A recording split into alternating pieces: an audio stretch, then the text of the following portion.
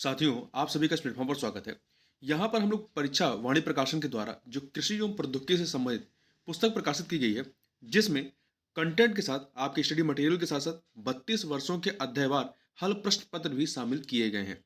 तो इन्हीं हल प्रश्न पत्रों को हम लोग जो है चैप्टर वाइज कवर कर रहे हैं और ये आपके कृषि संबंधित जो प्रश्न हैं, ये आपके यूपीएससी, यूपीपीसीएस, आरओ, एआरओ इसमें मुख्यतः पूछे जाते हैं। तो इसी को ध्यान में रखते हुए और जो अन्य परीक्षाएं हैं, चाहे आपकी बिहार की हो, कहीं की भी हो, उन सब में आपके कृषि संबंधी जो भी प्रश्न पूछे जाते हैं, उन प्रश्नों को कवर करने के लिए ये वीडियो यहाँ पर हम लोग देख रहे हैं। और आज की वीडियो में हम लोग जो है इसका जो एक नया चैप्टर है, कृषि अर्थशास्त्र, एग्रीकल्चर इकोनॉमिक्स, इससे संबंधित जो भी प्रश्न अभी तक पूछे गए हैं, उन प्रश्नों को हम लोग इस वीडियो के तहत देखेंगे। तो यहाँ पर देख लीजिए, जो कृषि अर्थशास्त्र वाला जो चैप्टर है, इसमें क्या क्या चीजें आपकी कवर होंगी।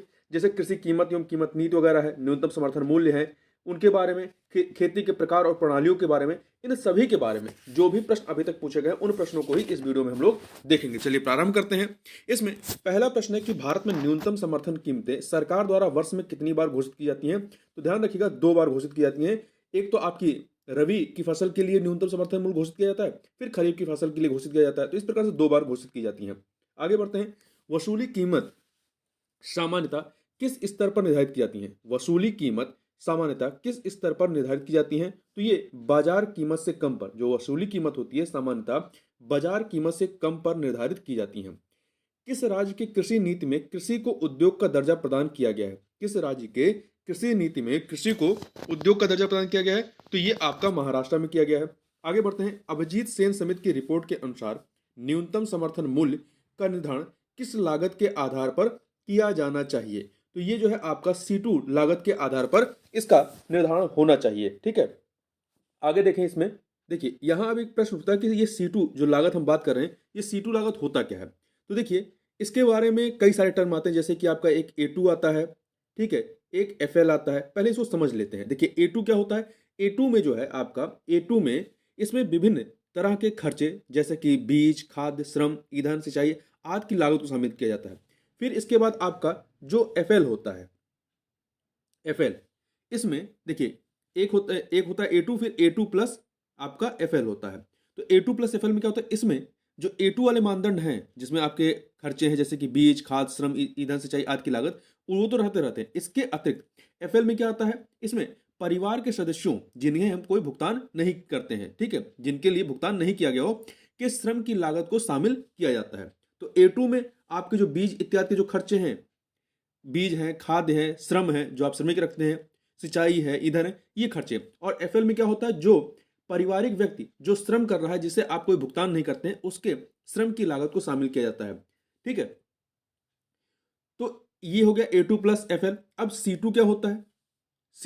C2 में जो होता है आपका, इसमें A2 प्लस FL तो होता है, ये दोनों होते हैं।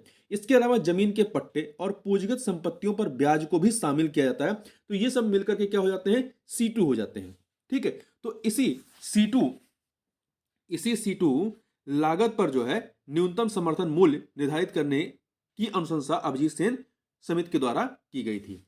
आगे बढ़ते हैं। अगला है चाय, कॉफी, रबर व तंबाकू के मूल्यों में उतार चढ़ाव को नियंत्रित करने के उद्देश्य से मूल्य स्थिरीकरण कोष की स्थापना के प्रस्ताव का अनुमोदन कब किया गया। तो यह किया गया 20 फरवरी 2003 को। रबी फसलों के 2023-24 के विपणन मूल्य में गेहूं का न्यूनतम समर्थन मूल्य कितनी घोषित की गई है। गेहूं आपकी रबी की फसल है, तो ये की गई है कितना, 2125 रुपए प्रति क्विंटल। 2125 रुपए प्रति क्विंटल लेटेस्ट आंकड़ा है ये 2023-24 का। आगे बढ़ते हैं। भारत में सार्वजनिक वितरण प्रणाली की व्यवस्था की शुरुआत कब की गई।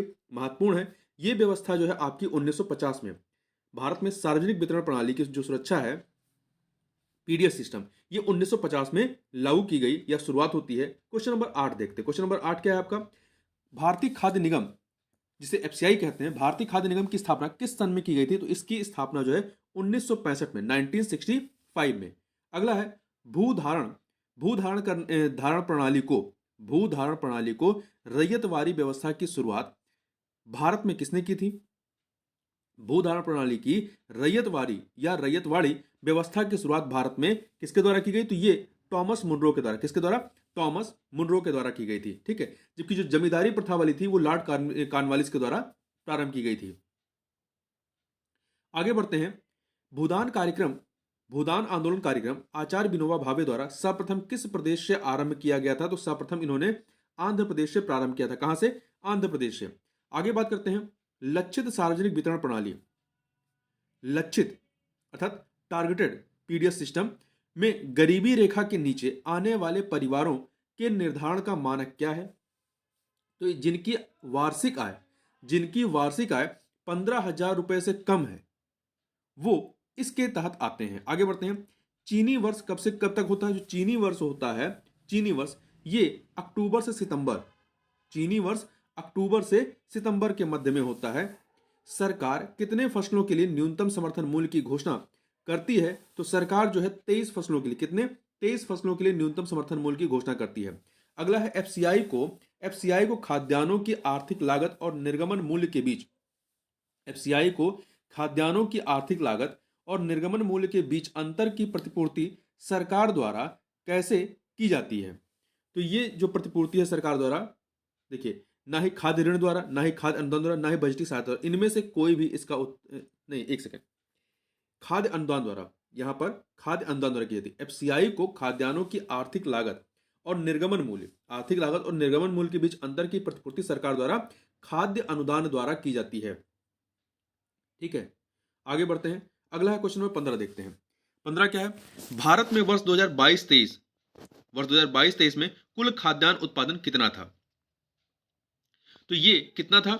ये आपका 330.53 मिलियन टन था।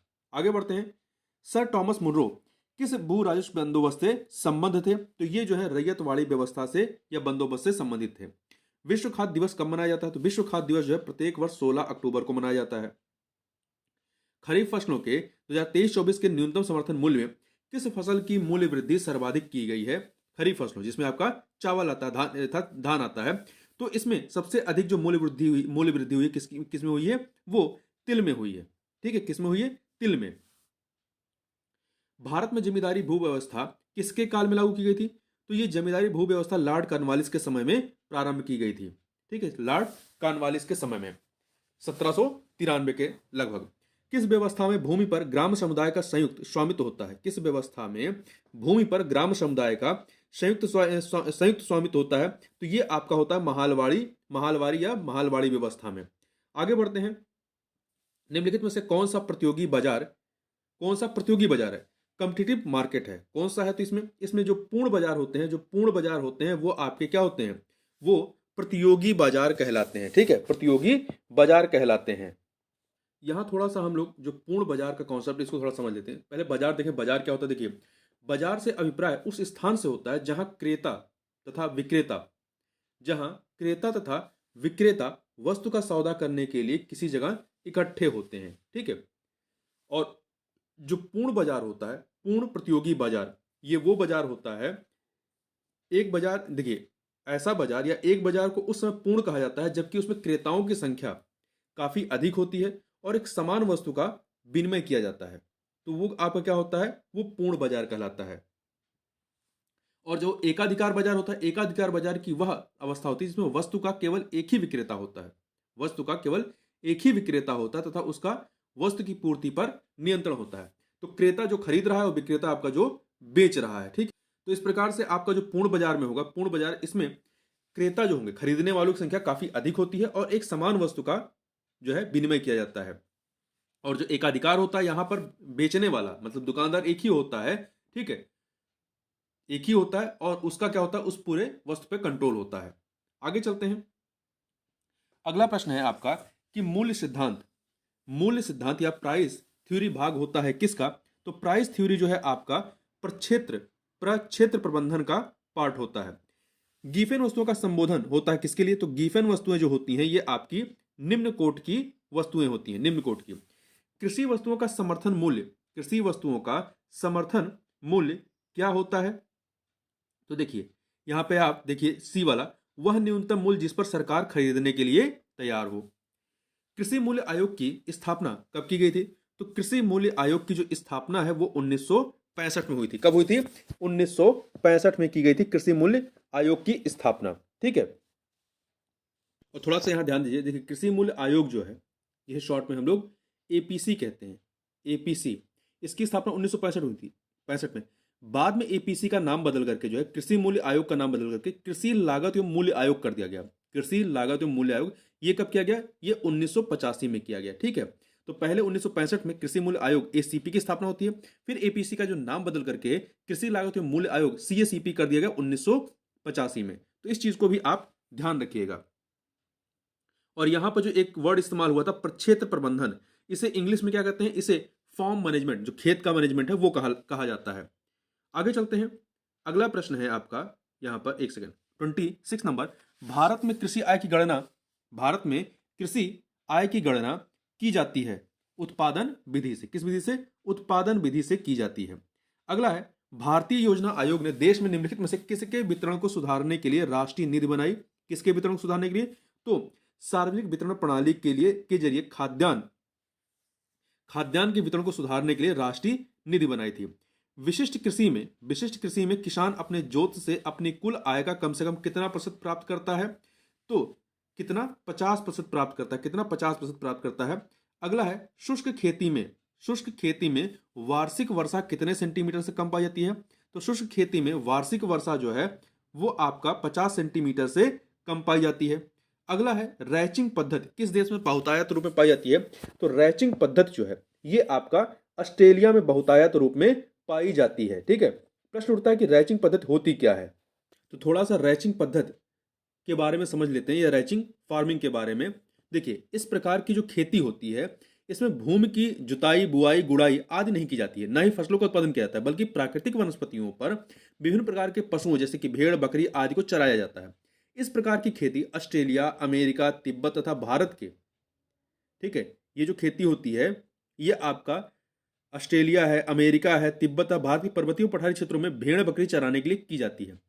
ज्ञातव्य है कि ऑस्ट्रेलिया आदि देशों में भेड़ बकरी रखने वालों को रैचर की संज्ञा दी जाती है। तो यहां पर आपका उत्तर जो है ऑस्ट्रेलिया हो जाएगा। ठीक है, भारत में सामान्यतः खेती की कौन सी पद्धति अपनाई जाती है? तो यहां पर जो है आपकी मिश्रित खेती। कौन सी खेती? मिश्रित खेती की पद्धति भारत में अपनाई जाती है। तो इस चीज को आप ध्यान रखिए, कई बार प्रश्न पूछा गया है इसके बारे में। तो मिश्रित खेती होती क्या है? देखिए, मिश्रित खेती भी थोड़ा समझ लीजिए। मिश्रित खेती के अंतर्गत फसलों के उत्पादन के साथ साथ पशुपालन या डेयरी उद्योग भी किया जाता है। जैसे गांव में किसान कहते खेती भी करते हैं और पशुओं का भी पालन करते हैं, तो वो क्या है? मिश्रित खेती है। आगे बढ़ते हैं, सामूहिक कृषि। जो सामूहिक कृषि है, सामूहिक कृषि का प्रचलन सर्वप्रथम किस देश में शुरू किया गया था? तो सामूहिक कृषि का जो प्रचलन है ये आपका पूर्व सोवियत संघ में प्रारंभ हुआ था। पूंजीवादी खेती किन देशों में प्रचलित है? पूंजीवादी खेती जो है आपका ब्रिटेन और संयुक्त राज्य अमेरिका। कहां पर? ब्रिटेन और संयुक्त राज्य अमेरिका में ये खेती जो है प्रचलित है। कौन सी? पूंजीवादी खेती। अब थोड़ा सा हम लोग पूंजीवादी खेती भी समझ लेते हैं क्या होती है। Capitalistic farming. पूंजीवादी कृषि के अंदर पूंजीपतियों के पास बड़े बड़े भूखंड होते हैं जो या तो वे स्वयं क्रय करते हैं या सरकार द्वारा उनको अधिग्रहित कर दिया जाता है कि ये इस खेत पे आप खेती करवाइए। ये पूंजीपति इन भूखंडों पर, जो भूखंड होते हैं, इन पर मजदूरों की सहायता से एवं आधुनिक तकनीकी साधनों को काम में लाकर के भूमि का अधिकतम उपयोग करते हैं। और यह व्यवस्था अमेरिका तथा ब्रिटेन में प्रचलित है। भारत में चाय, कॉफी और जो रबड़ के बागान है, इन बागानों में यह प्रणाली पाई जाती है। आगे बढ़ते हैं, 34 नंबर क्वेश्चन देखते हैं। 100 से 200 सेंटीमीटर वार्षिक वर्षा वाले क्षेत्रों में किस प्रकार की खेती होती है? तो यहाँ पे आर्द्र कृषि वाली खेती होती है। खेती की वह कौन सी प्रणाली है जिसमें किसान का राज्य से सीधा संबंध होता है? तो ये काश्तकारी खेती होती है। कौन सी होती है? काश्तकारी खेती में किसान का राज्य से सीधा संबंध होता है। बाढ़ प्रभावित क्षेत्रों में किस प्रकार की खेती की जाती है? तो यहां पर जो है आपकी दियारा खेती। कौन सी खेती? दियारा खेती यहां पर की जाती है। ठीक है, तो यहां पर हम लोग थोड़ा सा इन खेती के प्रकारों को समझ लेते हैं। दियारा खेती पहले समझ लेते हैं। दियारा खेती होती क्या है? इसे रिसेशन फार्मिंग कहते हैं। Recession farming. देखिए, इसे नदियारी की खेती भी कहते हैं। जिन क्षेत्रों में वर्षा ऋतु में अक्सर बाढ़ आती है, उन क्षेत्रों में बाढ़ का पानी निकल जाने के बाद वर्षा ऋतु के अंत में उन क्षेत्रों में फसलों की बुआई को दियारा खेती कहते हैं। इसमें नदियों के किनारे की भूमि भी सम्मिलित होती है। पूर्वी उत्तर प्रदेश एवं बिहार के बाढ़ वाले क्षेत्र जो होते हैं इसके उपयुक्त उदाहरण हैं। अब हम बात करते हैं तर खेती की। जो बी ऑप्शन में दिया गया है, ये तर खेती क्या होती है। देखिए तर खेती या इसे बेड फार्मिंग कहते हैं। तो बेड फार्मिंग क्या होती है, यह तर कृषि कॉप मिट्टी के उन क्षेत्रों में प्रचलित है जहां वर्षा की मात्रा 200 सेंटीमीटर से अधिक पाई जाती है। ऐसे क्षेत्र कहां पे, मध्य व पूर्वी हिमालय के प्रदेश, पश्चिम बंगाल, असम, मेघालय, नागालैंड, मणिपुर, त्रिपुरा, मिजोरम, पश्चिमी समुद्र तटीय मैदान पर इस प्रकार की खेती या इस प्रकार कृषि का प्रसार होता है। यहाँ पर वर्ष में एक से अधिक बार भूमि से कृषि उत्पादन प्राप्त किया जाता है। यहाँ बिना सिंचाई की खेती होती है, जैसे चावल, जूट, इस कृषि के प्रमुख फसलें हैं। अब बात कर लेते हैं आपका तैरती खेती क्या होती है। तैरती खेती से पहले आर्द्र खेती पढ़ लेते हैं। आर्द्र ह्यूमाइड फार्मिंग, यह कृषि काप तथा काली मिट्टी के उन क्षेत्रों में प्रचलित है जहां वर्षा की मात्रा 100 से 200 सेंटीमीटर के बीच होती है। ऐसे क्षेत्र मध्य एवं पूर्वी गंगा के मैदान, ब्रह्मपुत्र की घाटी तथा उत्तर पूर्वी पठारी भाग पर विस्तृत है। इसमें पूर्वी उत्तर प्रदेश, बिहार, झारखंड, छत्तीसगढ़, उड़ीसा, पश्चिम बंगाल तथा असम राज्यों के भूभाग शामिल हैं। यहाँ पर वर्ष में 2 बार फसलों के अलावा कभी कोई जायद फसल भी प्राप्त की जाती है। वहीं पे यदि हम लोग तैरती खेती के बारे में बात करें तो महत्वपूर्ण है, याद रखिएगा तैरती खेती क्या होती है। यह सब्जी उत्पादन की, फ्लोटिंग फार्मिंग, यह सब्जी उत्पादन की एक विधि है जो कश्मीर घाटी के डल झील में देखने को मिलती है। तो इन चीजों को आप याद रखिएगा। अब थोड़ा सा बात कर लेते हैं काश्तकारी, सहकारी खेती, संयुक्त खेती और सामूहिक खेती ये क्या होती हैं। ठीक है, देखिए पहले बात करते हैं काश्तकारी खेती। इस प्रणाली के अंतर्गत किसान का राज्य से सीधा संबंध होता है। वह स्वयं भूमि का मालिक होता है और उसको स्थायी, पैतृक या हस्तांतरण के अधिकार प्राप्त होते हैं। वह निर्धारित मालगुजारी राज्य को देता है। कृषि का सभी कार्य किसान अपनी इच्छा से करता है। जो इस प्रकार की कृषि प्रणाली है वो कहां पे प्रचलित है, भारत में। वहीं पे संयुक्त खेती की बात करें, संयुक्त खेती क्या होता है, ज्वाइंट फार्मिंग। यह संगठन का वह रूप है जिसमें 2 या अधिक कृषक सहकारी नहीं बल्कि आपसी साझेदारी के आधार पर अपने कृषि संसाधनों को संयुक्त करके कृषि कार्य करते हैं। जो लाभ या उत्पादन होता है उसे बराबर या किसी पूर्व निश्चित अनुपात में बांट लेते हैं। अब बात आती है सामूहिक खेती की, कलेक्टिव फार्मिंग। इस प्रणाली के अंतर्गत जोतों एवं समस्त कृषि इनपुट को एकत्रित कर लिया जाता है। भूमि का स्वामित्व संपूर्ण समाज में निहित होता है। निर्वाचित प्रबंधन समिति द्वारा प्रबंधन समिति द्वारा किया जाता है। सदस्यों को श्रमिक वर्ग में बांट दिया जाता है जिन्हें कार्यानुसार पारिश्रमिक मिलता है। अंततः बचे लाभ का वितरण भूमि के आधार पर किया जाता है। सहकारी खेती, कोऑपरेटिव फार्मिंग। सहकारी खेती का तात्पर्य उस संगठन से है जिसमें किसान परस्पर लाभ के उद्देश्य से स्वेच्छापूर्वक अपनी भूमि, श्रम और पूंजी को एकत्र करके सामूहिक रूप से खेती करते हैं। ठीक है, सदस्यों को उनके श्रम तथा भूमि के स्वामित्व के अनुपात में लाभांश के रूप में आमदनी प्राप्त होती है। सदस्य समिति से अलग होने के लिए स्वतंत्र होते हैं इसमें। ठीक है, तो ये आपका ये चीजें थी। अब बात करते हैं आगे। जो अगला प्रश्न है हमारा, पर्माकल्चर। पर्माकल्चर किसका पर्याय है। तो देखें पर्माकल्चर जो है आपका ये पारिस्थितिकी कृषि का पर्याय है। ठीक है, यहां पे एक वर्ड है, देखिए ले खेती। ले खेती क्या होती है इसको भी थोड़ा सा देख लेते हैं। ले फार्मिंग, ऐसी कृषि फसल जो वार्षिक जुताई चाहती हैं कि फसल चक्र में, कृषि फसलों के फसल चक्र में 2 वर्ष या उससे अधिक समय तक चारागाह रखना, ये ले फार्मिंग कहलाता है। आगे बात करते हैं झूमिंग खेती किन क्षेत्रों में होती है। तो जो झूमिंग खेती होती है आप देखें जो पूर्वोत्तर प्रदेश है, पूर्वोत्तर प्रदेशों में ये खेती आपको देखने को मिलती है। यहां पर डी ऑप्शन। समोच्च कृषि किन क्षेत्रों में अपनाई जाती है। तो समोच्च कृषि जो है अपर्दन प्रभावित पहाड़ी क्षेत्रों में अपनाई जाती है। सब्जियों की व्यापारिक खेती को क्या कहते हैं, तो इसे ओलरी कल्चर कहते हैं। क्या कहते हैं, ओलरी कल्चर कहते हैं। वृक्षों तथा झाड़ियों की कृषि जिसमें उनका संरक्षण तथा संवर्धन होता है, क्या कहलाता है, तो यह जो है ओर्बरी कल्चर कहलाता है। आगे बढ़ते हैं, अगला है शस्य गहनता कितना प्रतिशत से अधिक होने पर उसे गहन कृषि की उपमा दी जाती है। तो यह है 200% से अधिक होने पर। धारणी कृषि का अर्थ क्या है। धारणी कृषि का अर्थ है भूमि का इस प्रकार उपयोग कि उसकी गुणवत्ता अक्षुण्ण बनी रहे, उसे धारणी कृषि कहते हैं। 44 नंबर क्वेश्चन देखते हैं। कृषि में युग्म पैदावार का आशय क्या उगाने से है। कृषि में युग्म पैदावार का आशय क्या उगाने से है, तो यह है आपका एक ही साथ 2 फसल उगाने। B option. व्यापारिक स्तर पर अंगूर उत्पादन की कृषि को क्या कहा जाता है? तो इसे बीटी कल्चर कहते हैं, बीटी कल्चर। एक फसल के कटने से पूर्व ही दूसरी फसल की बुवाई क्या कहलाती है? तो एक फसल के कटने से पूर्व ही दूसरी फसल की बुवाई ये ओवरलैपिंग सस्टेन कहलाती है, ओवरलैपिंग सस्टेन कहलाती है। मृदा के बिना जल माध्यम में पौधों की वृद्धि एवं विकास की पद्धति को क्या कहते हैं? इसे हाइड्रोपोनिक्स कहते हैं। क्या कहते हैं? हाइड्रोपोनिक्स कहा जाता है। बी ऑप्शन हो जाएगा। आगे बढ़ते हैं। भारत में झूम खेती शिफ्टिंग कल्टीवेशन के अंदर कुल क्षेत्रफल कितना है? लगभग लगभग कितना क्षेत्रफल पे होती है ये? तो ये लगभग 4.91 मिलियन हेक्टेयर, 4.91 मिलियन हेक्टेयर पर होती है। विविधीकृत विविधीकृत सस्यन में सर्वाधिक योगदान एक फसल का कुल उत्पादन या नगदी आमदनी में प्रतिवर्ष होता है। विविधीकृत सस्यन में सर्वाधिक योगदान एक फसल का कुल उत्पादन या नगदी आमदनी में प्रतिवर्ष कितना होता है? तो ये 50% से कम होता है।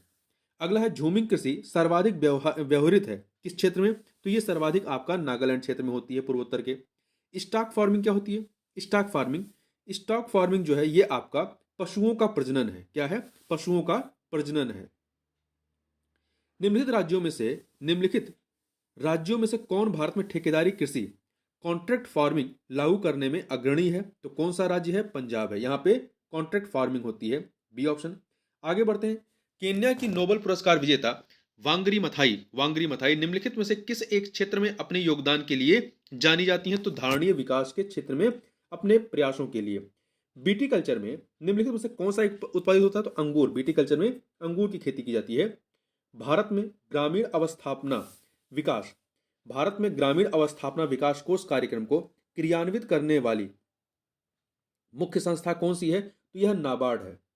ग्रामीण अवस्थापन विकास कोष कार्यक्रम को नाबार्ड के द्वारा संचालित किया जाता है। आगे बढ़ते हैं। 56 नंबर क्वेश्चन देखते हैं। निम्नलिखित में से कौन सी संस्था कृषि तथा संबंधित क्षेत्रों को सर्वाधिक साख प्रदान करती है? निम्नलिखित में से कौन सी संस्था कृषि तथा संबंधित क्षेत्रों को सर्वाधिक साख प्रदान करती है? तो यह है वाणिज्यिक बैंक, जो कॉमर्शियल बैंक होते हैं ये। आगे बढ़ते हैं। भारत में निम्नलिखित में से किसकी कृषि तथा सहबद्ध गतिविधियों में ऋण के वितरण में सबसे अधिक हिस्सेदारी है? भारत में निम्नलिखित में से किसकी कृषि तथा सहबद्ध गतिविधियों में ऋण के वितरण में सबसे अधिक हिस्सेदारी है? तो वाणिज्यिक बैंकों की। अगला है। हाल के वर्षों में भारत निरंतर और उच्च खाद्य स्फीति से गुजरा है। इसके क्या कारण हो सकते हैं? तो यहाँ पे 3 कारणों की बात की गई है। तो इनमें से कौन से? पहला, उत्तरोत्तर वाणिज्यिक फसलों की खेती में प्रयुक्त होने के कारण खाद्यान्नों का कृषि क्षेत्र विगत 5 वर्षों में लगातार घटते हुए लगभग 30% घट गया है। ये कथन आपका गलत है, इतना नहीं घटा है। दूसरा, बढ़ी हुई आय के कारण लोगों के उपभोग प्रतिरूप में महत्वपूर्ण परिवर्तन हुआ है। ये सही है। आहार की आपूर्ति श्रृंखला में कई संरचनात्मक अवरोध हैं। ये भी सही है। तो 2 और 3 सही है, इसलिए आपका बी ऑप्शन हो जाएगा। आगे बढ़ते हैं। 59 नंबर क्वेश्चन देखते हैं। निम्नलिखित में से कौन सी मिश्रित खेती की प्रमुख विशेषता है? तो इसमें आप सी ऑप्शन पढ़िए। पशुपालन और शस्य उत्पादन को एक साथ करना मिश्रित खेती की मुख्य विशेषता है। भारत में शुरू की गई स्वाभिमान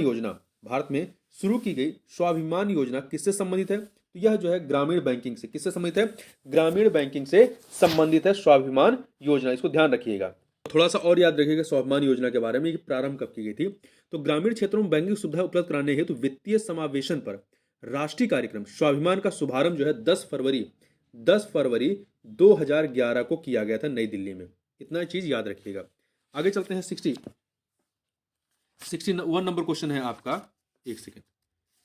61, शाखा रहित क्षेत्रों में व्यवसायिक संवाददाताओं बैंक साथी की सेवाओं द्वारा लाभार्थियों को कौन सी सुविधाएं प्राप्त होती हैं? तो यहाँ पे 2 के बारे में बात की। पहला है, यह लाभार्थियों को अपने गांव में अपने सहाय और सामाजिक सुरक्षा लाभ प्राप्त करने योग्य बनाती है। सही है। यह ग्रामीण क्षेत्रों में लाभार्थियों को धनराशि जमा करने व आहरण करने योग्य बनाती है। ये दोनों कथन यहाँ पर सही है, इसलिए सी ऑप्शन। भारत में बैंकों द्वारा प्राथमिक क्षेत्र ऋणदान से तात्पर्य किसको ऋण देने से है? भारत में बैंकों द्वारा प्राथमिक क्षेत्र ऋणदान से तात्पर्य किसको ऋण देने से है? तो यह जो है आपका जैसे कृषि क्षेत्र है, लघु माइक्रो तथा छोटे उद्यम है, दुर्बल वर्ग है, इनको देने से जो तात्पर्य है वो आपका प्राथमिक क्षेत्र के तहत आता है। आगे बढ़ते हैं। क्वेश्चन नंबर 63 देखते हैं। तो देखिए 63 नंबर क्वेश्चन क्या है कि भारत में कृषि उत्पादों के बाजार को किसके अधीन विनियमित किया जाता है? भारत में कृषि उत्पादों के बाजार को किसके अधीन विनियमित किया जाता है?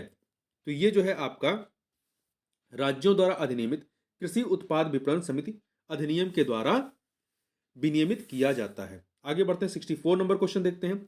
भारतीय किसानों को दिए जाने वाले ऋणों के प्रकारों एवं उनकी अवधि के संदर्भ में निम्नलिखित पर विचार कीजिए। यहां पर 3 प्रकार के बारे में दिया गया है, बताने में से सही कौन सा है? तो देखिए, अल्पकालीन ऋण 12 महीने से कम की अवधि के लिए, ये कथन आपका गलत है। ठीक है, तो यहां पर देखिए जो आपका है पहला वाला अल्पकालीन ऋण, ये गलत क्यों है? क्योंकि देखिए अल्पकालीन ऋणों के अंतर्गत खेती बाड़ी या घरेलू आवश्यकताओं की पूर्ति के लिए 15 माह से कम समय के लिए धन की आवश्यकता पड़ती है। बीज उर्वरक तथा पारिवारिक आवश्यकताओं के लिए अल्पकालीन ऋण की मांग की जाती है। तो यहाँ पर 12 महीने से कम की अवधि नहीं, 15 महीने से कम की अवधि होगा, इसलिए गलत है। दूसरा, मध्यकालीन ऋण 12 महीने से लेकर 5 वर्ष तक की अवधि के लिए नहीं।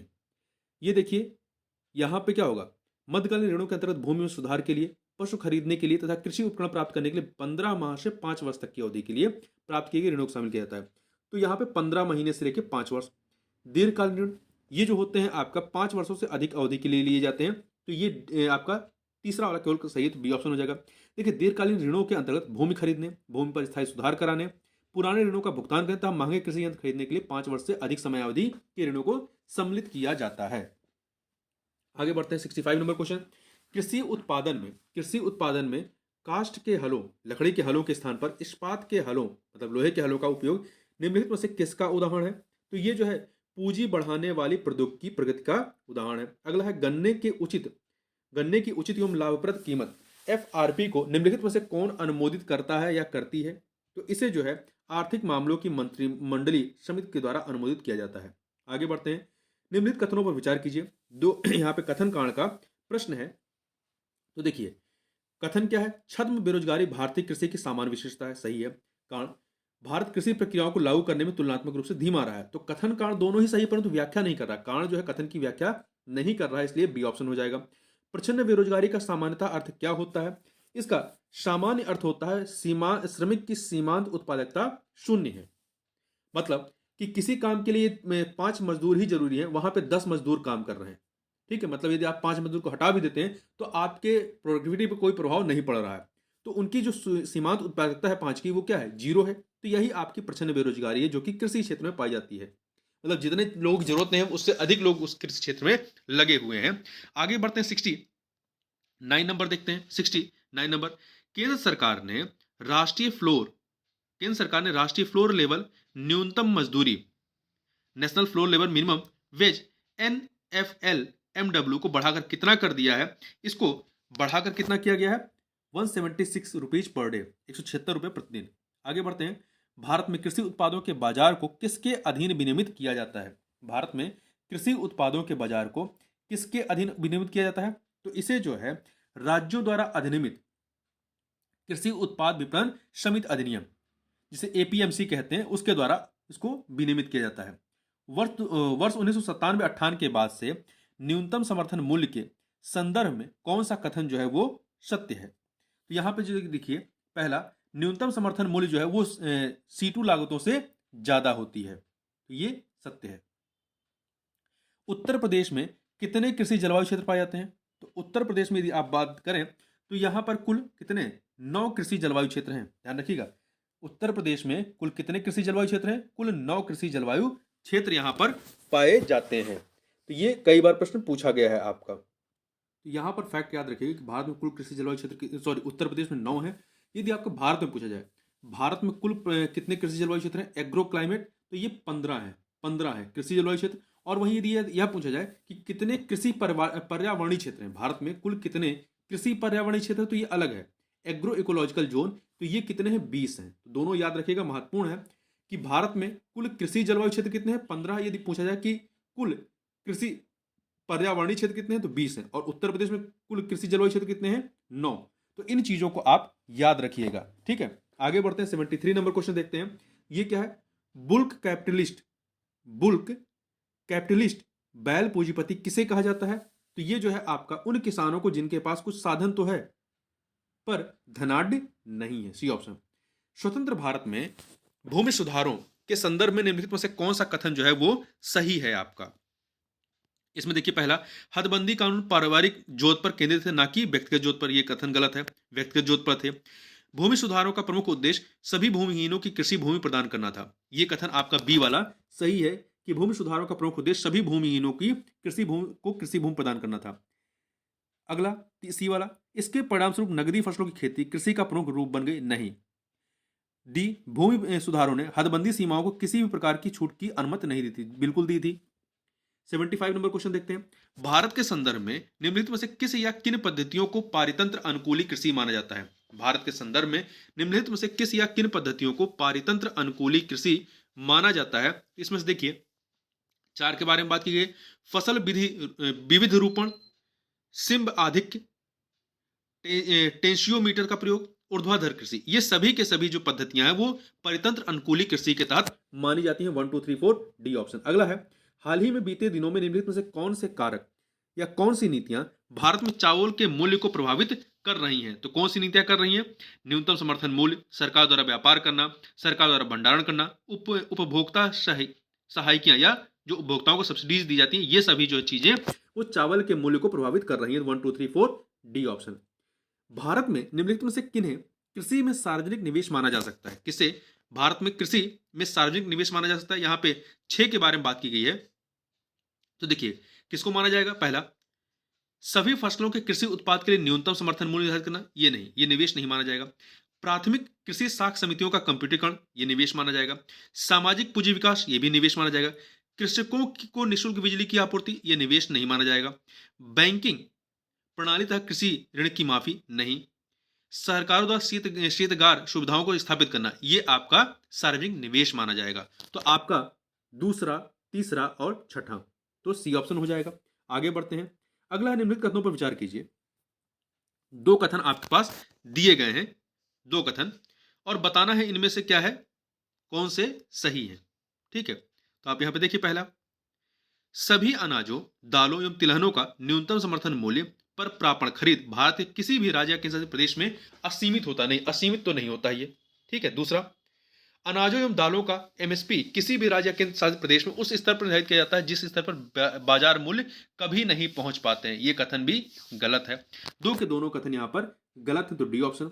निम्नलिखित राज्यों में से किसने ई राशन कार्ड सेवा सर्वप्रथम जो है आरंभ की या प्रारंभ की? तो किसने प्रारंभ की? दिल्ली ने। किसने? दिल्ली ने प्रारंभ की। अगला है, जून 2021 में इटली ने भारत में अपना पहला फूड मेगा पार्क निम्नलिखित में से किस स्थान पर शुरू किया? 2021 में। तो इटली ने कहां पे प्रारंभ किया? फणीधर में। फणीधर में। ठीक है। अब प्रश्न उठता है कि फणीधर कहां पे है? तो आप कमेंट बॉक्स में बताइए कि फणीधर किस राज्य में पड़ता है। आगे बढ़ते हैं। अगला प्रश्न है आपका, एक सेकेंड, 81 नंबर क्वेश्चन। 2 सूचियां दी गई हैं, व्यक्ति और संबद्धता या संबद्ध, किससे संबंधित रहे हैं। ठीक है। तो यहां पर देखिए, एक सेकेंड, एमएस स्वामीनाथन, इनका संबंध किससे है? हरित क्रांति से है। हरित क्रांति 3 से मिलाइए। एल के झा का संबंध जो है आर्थिक प्रशासन सुधार से है, 4 से मिला दीजिए। वर्गीज कुरियन का दुग्ध उत्पादन से, 2 से मिलाइए। मोरारजी देसाई का बैंकों पर सामाजिक नियंत्रण, बैंकों पर सामाजिक नियंत्रण से, तो 1 से मिला दीजिए। तो आपका क्या हो जाएगा? 3 4 2 1, 3 4 2 1, अर्थात डी ऑप्शन। तो एमएस स्वामीनाथन हरित क्रांति, एल के झा जो है आर्थिक प्रशासन सुधार है, वर्गीज कुरियन दुग्ध उत्पादन है, मोरारजी देसाई बैंकों पर सामाजिक नियंत्रण। आगे बढ़ते हैं। तृतीय अग्रिम अनुमान के अनुसार वर्ष 2022-23 में भारत में गेहूं का कुल उत्पादन कितना था 2022-23 में? तो ये कितना था? ये 112.7 मिलियन टन, 112.7 मिलियन टन था। आगे बढ़ते हैं। अगला है क्वेश्चन नंबर 83 देखते हैं। उचित और लाभकारी मूल्य निम्न में से किस फसल से संबंधित है? तो उचित और लाभकारी मूल्य ये जो है गन्ने से, किससे? गन्ने से संबंधित है। आगे बढ़ते हैं। भारत में केंद्रीय बजट में संस्थागत कृषि साख के प्रवाह भारत के केंद्रीय बजट में संस्थागत कृषि साख के प्रवाह को बढ़ावा देने के लिए वर्ष 2023-24 के लिए क्या साख लक्ष्य रखा गया है? ठीक है, कितना रखा गया है? तो ये 20 लाख करोड़ रुपए। कितना? 20 लाख करोड़ रुपए। निम्नलिखित में से कौन सी फसल मूल्य नियंत्रण हेतु भारत सरकार के मूल्य स्थिरीकरण कोष के अंतर्गत संरक्षित है? कौन सी है? गेहूं, आलू, चावल में से? तो इसमें आप देखिए, इसमें आपका आलू आता है। ठीक है, कौन सा आता है? आलू आता है। 86 नंबर क्वेश्चन देखते हैं। निम्नलिखित राज्यों पर विचार करें। 4 राज्य दिए गए हैं। भारत में चावल उत्पादक राज्यों के रूप में उपयुक्त के सही अवरोही क्रम, मतलब छोटे से बड़े की तरफ हमें चलना है। तो देखिए, आंध्र प्रदेश से अधिक आपका पंजाब है, पंजाब से अधिक उत्तर प्रदेश, सबसे अधिक पश्चिम बंगाल। सबसे अधिक जो है चावल का उत्पादन कौन करता है? पश्चिम बंगाल करता है। दूसरे नंबर पर उत्तर प्रदेश, तीसरे पे पंजाब है, चौथे पे आंध्र प्रदेश है। तो अवरोही क्रम में क्या हो जाएगा? आंध्र प्रदेश, पंजाब, उत्तर प्रदेश, पश्चिम बंगाल। तो यहां पर आपका डी ऑप्शन हो जाएगा। इस प्रकार से इस वीडियो में बस इतना ही। मिलते हैं नेक्स्ट वीडियो में, तब तक के लिए बहुत बहुत धन्यवाद।